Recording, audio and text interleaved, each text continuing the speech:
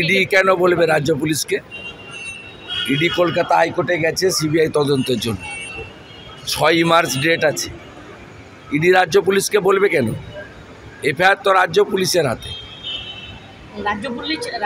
রাজ্য পুলিশ নয়, ওটার নাম মমতা পুলিশ। 10 দিনে গ্রেপ্তার। আর মমতা পুলিশ কখনো শাহজাহানদের গ্রেপ্তার করবে না, তার কারণ শাহজাহানরা ওখানে লুট করে, ওই লুটের মাল কলকাতায় ভাইপোর বাড়িতে আসে। আর শাহজাহানরা মানুষকে শুধু ইজ্জত নেয়নি, মা বোনেদের ভোট দিতে দেয়নি। আমি যেদিন গেছিলাম সারাদিন ছিলাম, টিভিতে দেখেছেন আপনারা। 2013 সালের পরে 23 সাল পর্যন্ত কি পঞ্চায়েত, কি লোকসভা, কি বিধানসভা, কোনো ভোটে সন্দেশখালী, হিঙ্গলগঞ্জ, গোসাবা, বাসন্তী, এই পুরো সুন্দরবন এলাকার বিশেষ করে হিন্দু ভোটাররা, শিডিউল কাস্ট ভোটাররা, ট্রাইবেল ভোটাররা কেউ ভোট দিতে পারেনি, ভোট দিতে দেওয়া হয়নি। হাতে কালি লাগিয়ে দেওয়া হয়, আর পঞ্চায়েতে নমিনেশন করতে দেওয়া হয় না। এরা ভোট লুট করেছে, গণতন্ত্র লুট করেছে, আমাদের পৃথিবীর আলো যে দেখিয়েছে মায়েদের ইজ্জত লুট করেছে, জমি লুট করেছে, কি বাকি রেখেছে বলুন? আর নরেন্দ্র মোদীজি যত স্কিম করেছেন, শৌচালয় থেকে আবাস যোজনা, একটা স্কিমও কোনো মানুষ সেখানে পায়নি, সব লুট করে নিয়েছে শাহজাহানরা। ছোট ছোট ক্যাম্প করে পুলিশ অভিযোগ শুনছে গ্রামবাসীদের। ওসব ড্যামেজ কন্ট্রোল কিছু হবে না, কারণ এখন রাজ্য সভাপতি তো সুব্রত বক্সি নয়, রাজ্য সভাপতির নাম হচ্ছে রাজীব কুমার।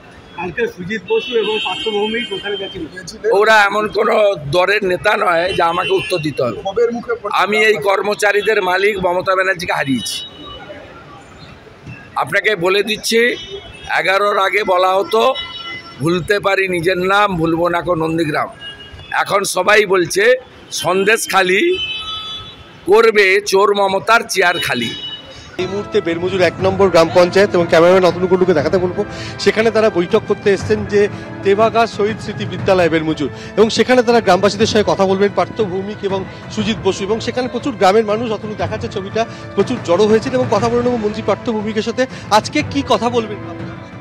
না না, আমি শুনবো আর বলবো যে যদি কেউ জমি কেড়ে নিয়ে থাকে, ক্যাম্প হয়েছে, আবেদন করুন, জমি ফেরত পাবে।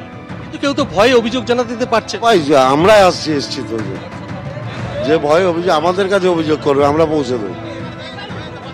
সিরাজের বিরুদ্ধে অভিযোগ, বেরমুজুর 1 নম্বরের প্রাক্তন অঞ্চল সভাপতি। দলগতভাবে তাকে পদ থেকে সরিয়ে দেওয়া হয়েছে। এবার আমাদের কাজ হচ্ছে জমিগুলো ফেরত দেওয়ার ব্যবস্থা করা দল থেকে। ভয় দেখানো হয়েছিল, অত্যাচারের অভিযোগ উঠছে, সেগুলো কি আপনারা? সব প্রত্যেকটা জিনিস দলীয় স্তরে আমরা খতিয়ে দেখছি, এবং আমরা মানুষের পাশে আছি, কোনো ব্যক্তির পাশে নেই।